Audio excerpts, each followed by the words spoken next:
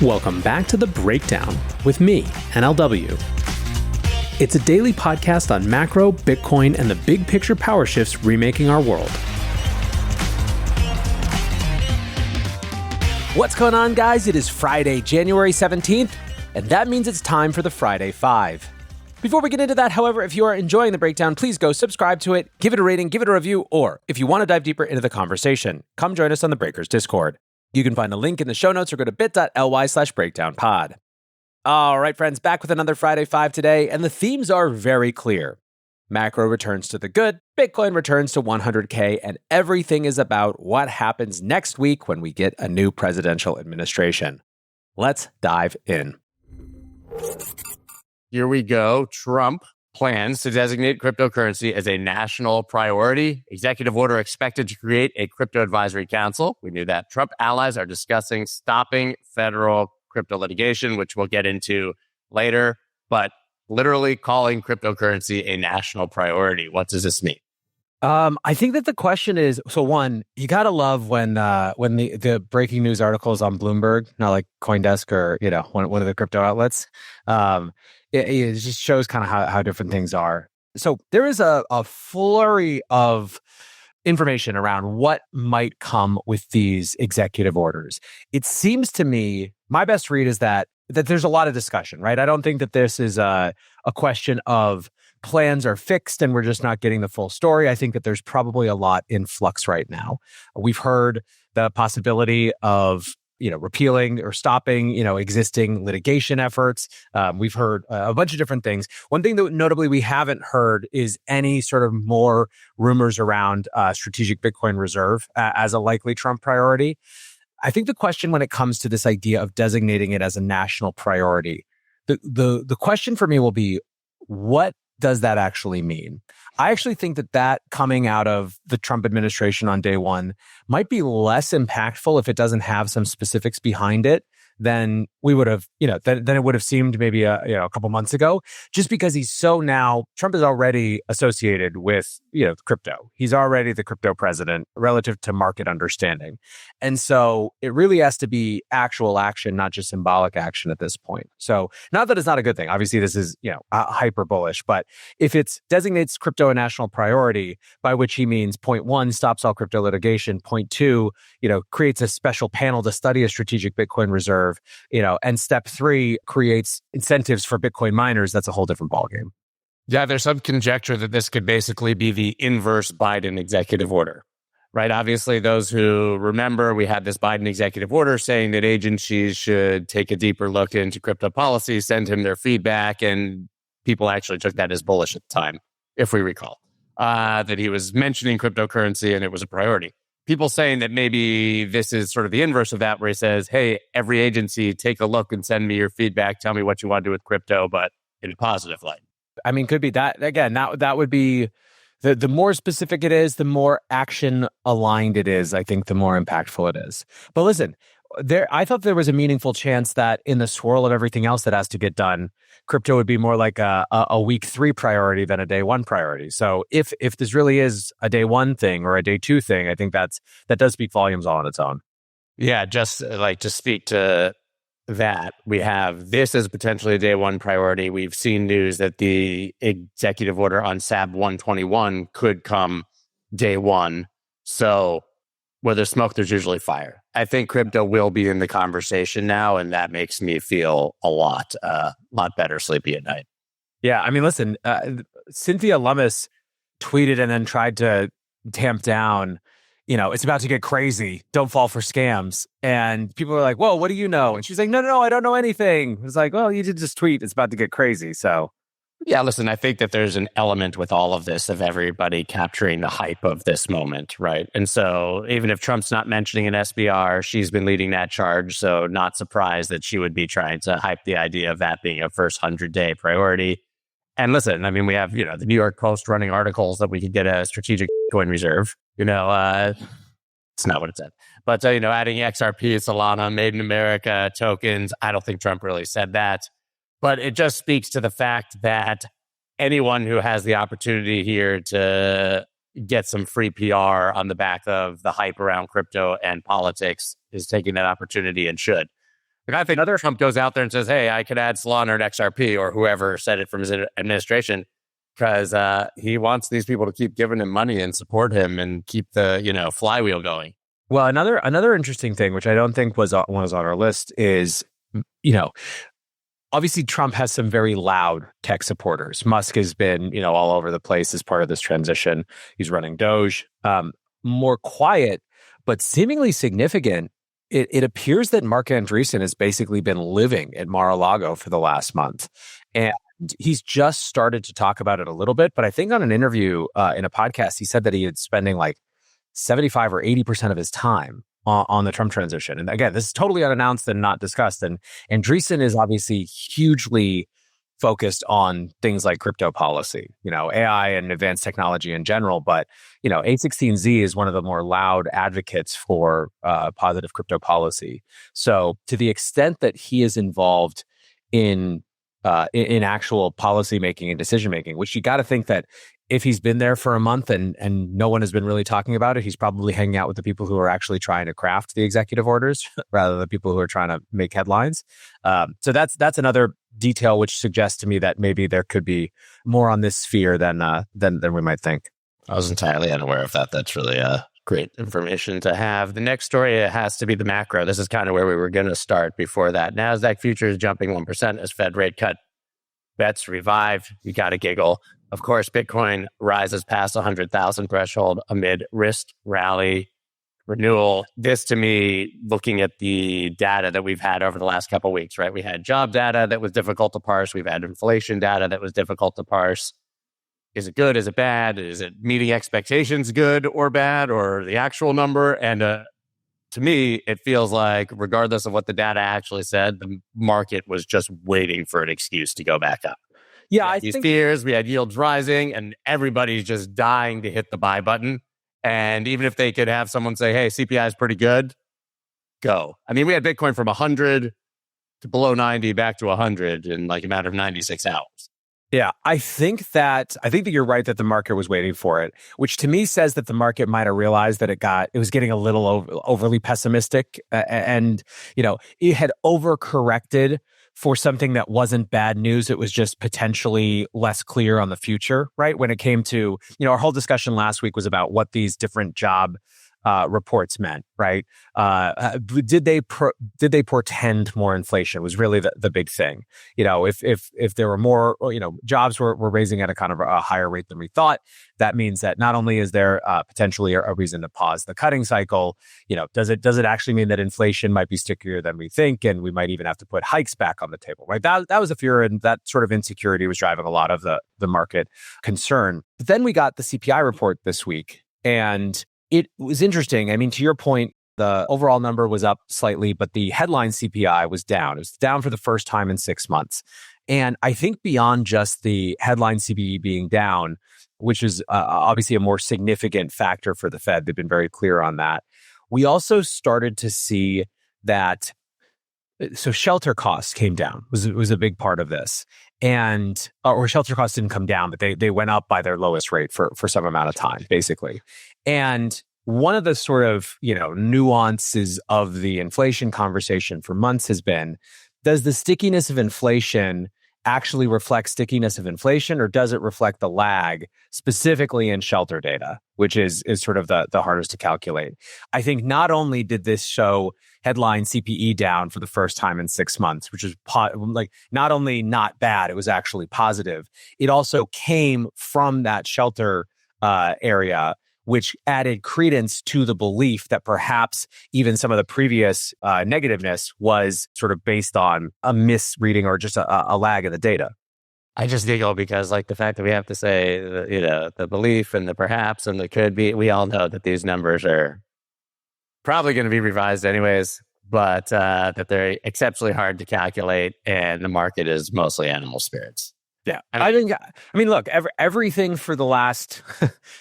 you can boil everything down to is, do we think inflation's going to go up, or do we think inflation's going to go down? And what does that mean the Fed's going to do? And so the TLDR is, this one pretty clearly said, this gave a bunch in the column of it's probably going to keep going down, which means we get to proceed apace with all of our fun. Yeah, last week we were not going to cut. because of strong jobs, and this week maybe we'll cut because of inflation data. The pricing in of a March rate cut went from 0 to 30%. That's kind of all you need to know. That says everything you need to know. Also, I mean, we had 10-year yields just crater. Yeah. Just for reference, for those who haven't looked at the chart, I mean, it hit basically 4.8%. I think it was on Monday, and then just fell off a cliff. But at that point, it was, oh my God, they're going way above 5. We're so screwed. Yep. Yeah, we one thing that is always the case is we definitely always whatever is the latest thing that happened is the most important thing that's ever happened or will ever happen until the next thing, and we kind of behave as such. So that's a good reminder, I think, always to try to avoid over indexing on any one piece of news. If you've been around Bitcoin for long enough, you've heard the term HODL and the name Ledn. Ledn has been the go-to leader in Bitcoin lending for over 6 years. They help clients unlock the liquidity of their Bitcoin, allowing them to HODL while still accessing the wealth of their BTC. They've been battle-tested with their focus on transparency, security, and trust, allowing them to build a proven track record of client success and security. Ledn has helped tens of thousands of clients harness the value of their digital assets, issuing more than $6.5 billion in loans over the years. But as the crypto industry says, don't trust, verify. Check out Ledn's Trustpilot or their reviews on social media. And to learn more about what your Bitcoin can do for you, check out ledn.io/borrowing. That's ledn.io/borrowing. Please visit ledn.io/legal for product terms and disclosures. Product availability varies by jurisdiction. We have to go right back to Trump. It's still the biggest story and everything surrounding it, and I have a feeling it will be for a while. And of course, in this case, we're talking about Scott Melker, who will be confirmed at Treasury. He's going to wind down his hedge funds. Wow, someone from the government divesting their financial interests to become a government official? Crazy. That's so like 8 years ago to have somebody do that. But yes, he's actually going to do that. I mean, this is his hedge fund. He's going to divest dozens of assets, but including, I believe it was up to $500,000 in Bitcoin spot ETF. So if there was doubt that this guy is a believer, he owns it himself. And he's also opposed to central bank digital currencies and much more likely to be crypto friendly as we know. Yeah, I mean, look, the headline here is homie owns Bitcoin ETFs. Small portion of his portfolio, but it's a small portion of basically everyone like his portfolio, if it exists at all. And for many, it still doesn't. So it's the signal that he's not just giving lip service to it. He's actually put some of his capital into it is real. He's an interesting one, I think, relative to all of the other Trump officials. This is a guy who definitely has a point of view on structural shifts happening in the world and how the next generation plays out and wants to have a role. And I think that him fully leaning into this role, right, not hedging a bit, divesting himself of everything, is further reflection of the idea that this for him is not just oh, cool, I'll go, LARP as a government official for a few weeks until I get fired. It's this is what he wants to be doing, and he's strapping in to go. He's gonna last more than one Scaramucci for sure. I think so. Yeah, I mean, this is honorable mention on the Treasury side, but I'm sure you saw this story that Chinese hackers breached U.S. Treasury computers. Apparently, they had access to Janet Yellen's laptop. Oh my God, we didn't talk about it at all. But have you been watching the memes as TikTokers have angrily started downloading this Red Note app, which is actually owned by the CCP?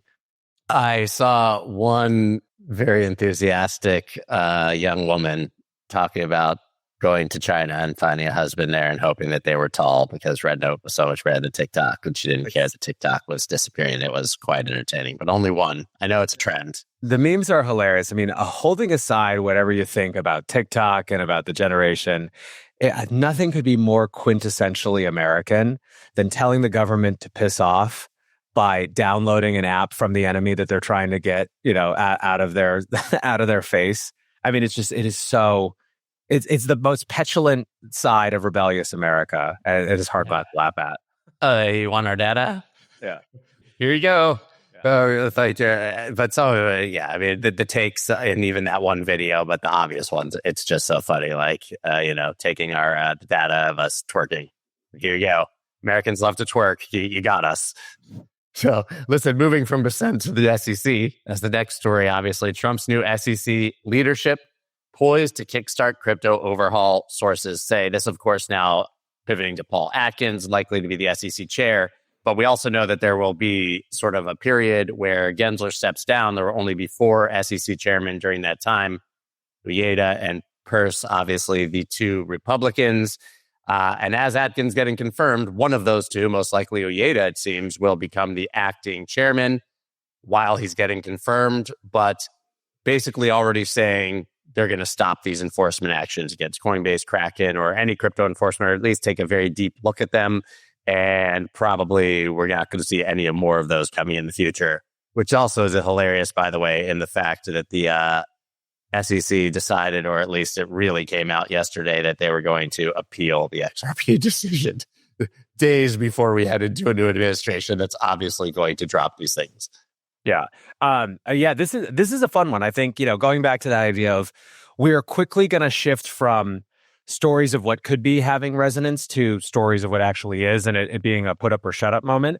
And this feels like Commissioner Peirce and Uyeda have been let off the leash to make sure that the moment that Paul Atkins sits down, his desk has 10 proposals sitting there for stuff they should actually do right away and move.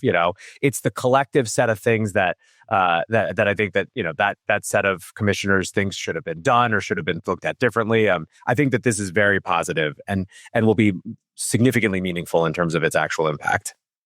Yeah, they're taking the governor off the crypto industry in the United States, right? I mean, it's been nothing but antipathy from the government, stopping us at every turn. Choke point 2.0, of course, that's not the SEC, but all these things are going to be lifted.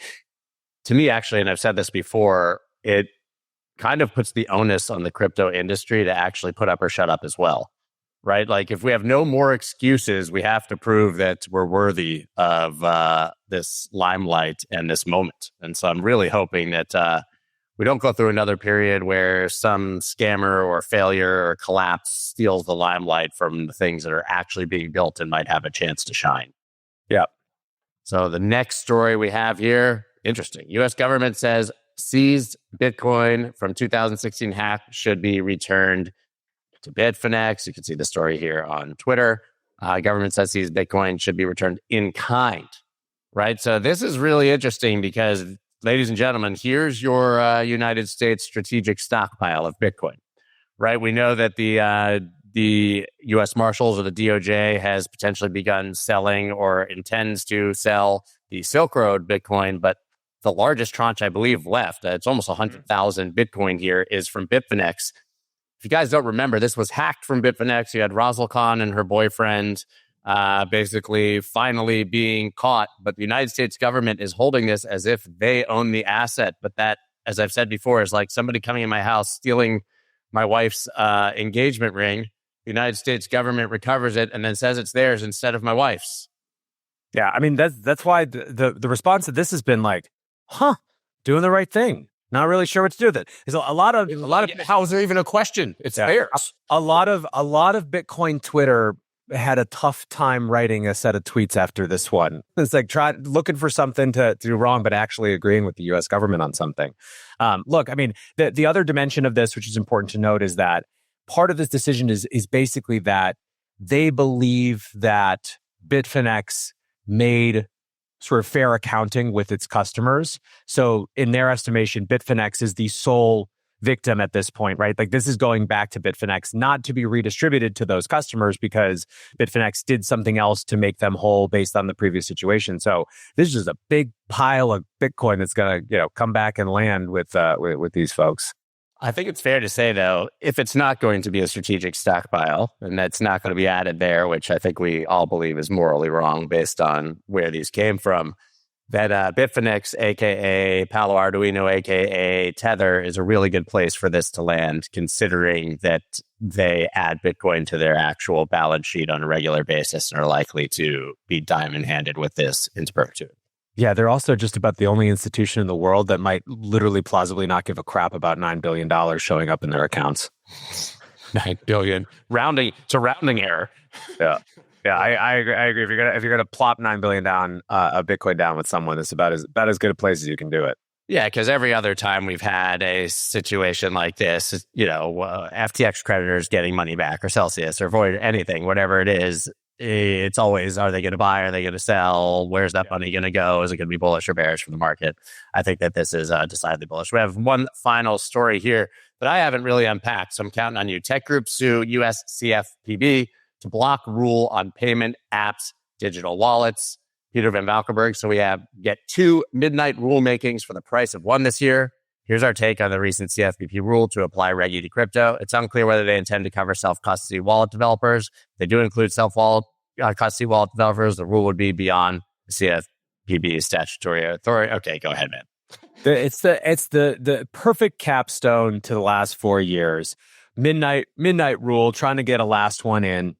And, the idea is that the Consumer Financial Protection Bureau, which, by the way, is sort of got to be very high up on the Doge chopping block by all reports, is saying that, there needs to be consumer protections around crypto wallets and and stablecoin transactions. And as always is the case, there's either a lack of consideration of self-custody and how that is fundamentally different than, third-party owned wallets and infrastructure, or an actual attempt to just bury self-custody. And that's sort of what Van Valkenburg is saying there. It's like, we can't tell from as it's written if it was, if they're stupid or malicious, but one way or another, it's not going to work if they intend to dragnet that in. It's this one as opposed to, for example, the last minute stuff at the end of the last Trump administration with Steve Mnuchin. It doesn't really, raise the hackles because it's just so clearly not going to go anywhere. I think it's more, of course, we were going to get a last minute, listen, the only thing left for Biden to do to throw the double middle fingers up is to pardon Sam on the way out the door. That's it. Everything else they've done. So I can't see it. I don't think so. I think Biden does not have any to give left at this point for a variety of reasons. And I can't imagine this one being there. I think, unfortunately for Sam, and what maybe some people are forgetting is that Sam's influence was entirely predicated on how fast he was accumulating wealth. That is gone now. He doesn't really have that.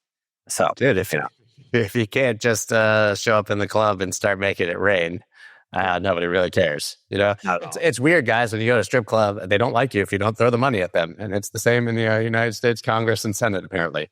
Indeed. Yeah. All right, guys, that's all we got for you today. Quick Friday 5. Love it. We'll be back, of course, next week. Follow NLW on X, YouTube, everywhere else, and check out, of course, his daily show, The Breakdown, which is amazing. Thank you very much. Always a pleasure. Guys, we will see you on Monday. Thanks, Sin. Later.